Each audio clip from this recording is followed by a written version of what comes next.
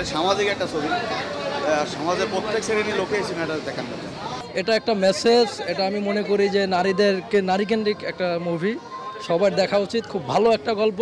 আমরা বাংলাদেশ, খারাপ না, ভালো।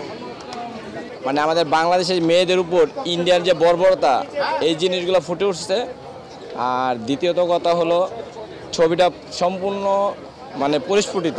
আমরা তো আসলে বাঙালি, বাংলাগুলি দেখার দরকার, কারণ আমরা তো ইন্ডিয়া নিয়ে পাগল হয়ে গেছি, সিরিয়াল নিয়ে পাগল হয়ে গেছি, কিন্তু আমাদের দেশকে আমরা চিনতে পারছি না। আমরা একটা স্বাধীন দেশ হিসাবে আমাদের প্রয়োজন আমাদের দেশের মুভি দেখা এবং আমাদের দেশ উন্নত হওয়া। 1, 2, 3 ঢাকায় জমি জিতে নিন 100% ক্যাশব্যাক সহ 20 কোটি টাকার পুরস্কার। না, মজা ছিল অনেক। জি অবশ্যই, খুবই ভালো, খুব মার্জিত, খুবই সুন্দর, বাস্তব। ঠিক আছে, একেবারে কলারের গ্রিপ নিয়ে ধরেছিল শেষ পর্যন্ত, বোঝা গেছে। খুব ভালো, অত্যন্ত ভালো, পরিষ্কার পরিচ্ছন্ন ছবি। সমাজে যা হচ্ছে তাই আমি দেখলাম, বাস্তব।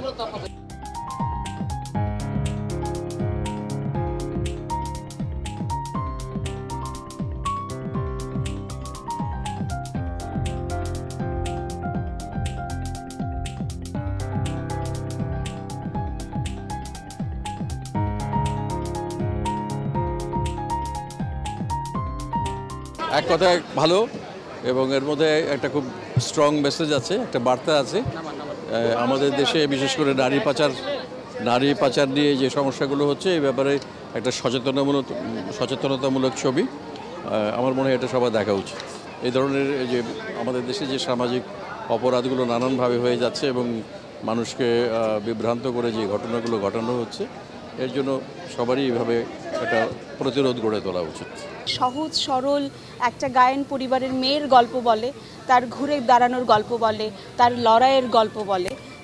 সো আমি চেষ্টা করেছি আমার মতো করে হোমওয়ার্ক করার, কিন্তু এইটা না বললেই নয়। এবং আমার ডিরেক্টর ফুয়াদ চৌধুরী, যেহেতু উনি একসময় ডকুমেন্টারি করতো এবং ওনার একটি ডকুমেন্টারির একটা সাবজেক্টই ছিল হিউম্যান ট্রাফিকিং, এবং সেইখান থেকে কিন্তু এই গল্পটা এসছে 2003-তে উনি এই মানে হাসি চরিত্রটার যে চরিত্রটা সেইটার মুখোমুখি হয়, মানে ওই চরিত্রটা যে হারিয়ে গেছে, তো সেই জায়গা থেকেই কিন্তু আমার চরিত্রটা তৈরি করা হয়েছে। তো সেটার জন্য আমার অনেক হোমওয়ার্ক করতে হয়েছে।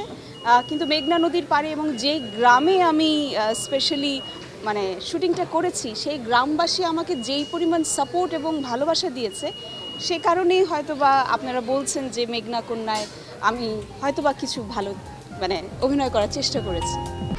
1, 2, 3 ঢাকায় জমি জিতে নিন 100% ক্যাশব্যাক সহ 20 কোটি টাকার পুরস্কার।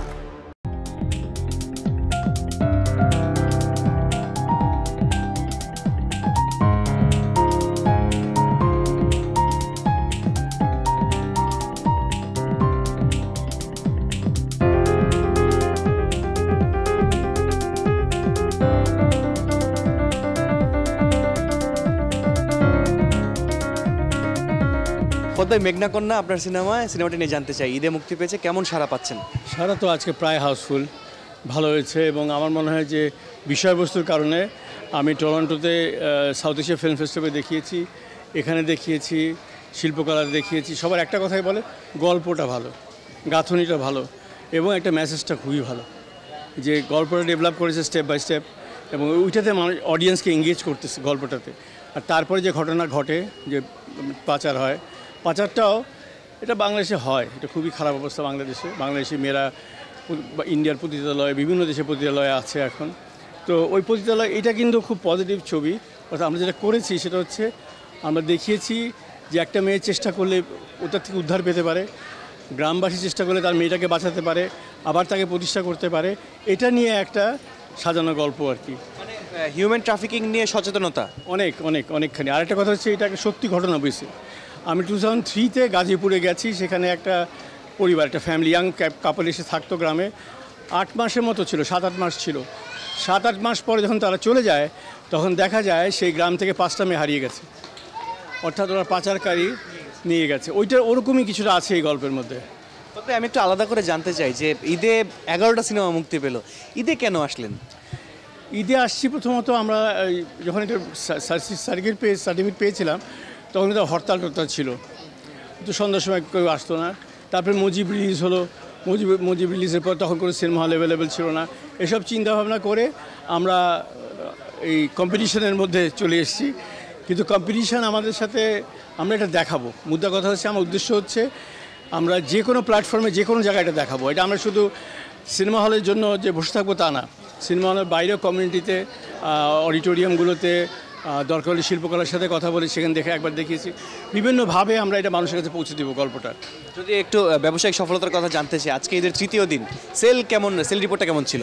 আমাকে টাকা উঠে গেছে পুরো, মানে কারণ হচ্ছে কি আমি বলি, আমরা এটা সিনেমা হলের উপর নির্ভর করছি। সিনেমা হল তো আজকে তো প্রায় হাউসফুল, প্রিমিয়ারে কয়টা খালি আছে, বাকি সবই তো ভরে গেছে। আমি বলি আমাদের সাথে সুইজারল্যান্ড এম্বাসি, তারপরে আন্তর্জাতিক সংগঠনগুলো যারা পাচার নিয়ে বাংলাদেশে কাজ করে, নারী নির্যাতন নিয়ে পাচার নিয়ে কাজ করে, হোম মিনিস্ট্রির সাথে ভায়োলেন্স নিয়ে কাজ করে, সবাই চলে এসছে আমাদের প্ল্যাটফর্মে এবং এসে প্রথম দিকে আমাদের অ্যাজ এ পার্টনার জয়েন করেছে। সুতরাং যে ফাইন্যান্সিয়াল ক্রাইসিসটা আমরা কিন্তু ওভারকাম করে ফেলেছি। এখন আমাদের দায়িত্ব, মোরাল রেসপন্সিবিলিটি মানুষকে দেখানো, অ্যাওয়ারনেস বিল্ডিং করা। সিনেমা হলে ভালো, কমার্শিয়াল দেখাবো, কমার্শিয়াল শেষ হয়ে গেলে বা কমার্শিয়ালের পাশাপাশি আমরা বাইরেও দেখাবো। বিকল্প ব্যবস্থা দেখাবেন? বিকল্প ব্যবস্থা দেখাবো। আমরা বিভিন্ন অডিটোরিয়াম ঠিকঠাক করছি, যেখানে আমরা ভালো অ্যাকোস্টিক সিস্টেম আছে, প্রজেকশন সিস্টেম আছে, সেখানে আমরা লোকজনকে এনে দেখাবো।